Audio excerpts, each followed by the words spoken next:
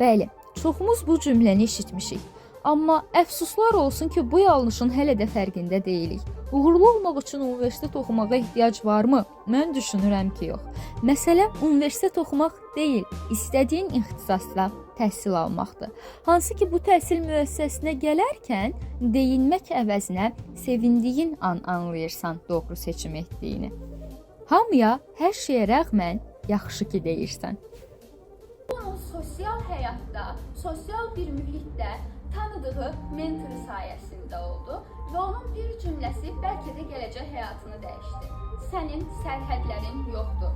Sən yazarkən gördüklərini deyil, görmək istədiklərini yazmaq istəyirsən dedi və budur, mən bugün sizin önünüzdəyəm, ssenaristəm və İncəsənət Universitetinin tələbəsiyəm. Diqqətiniz üçün təşəkkür edirəm.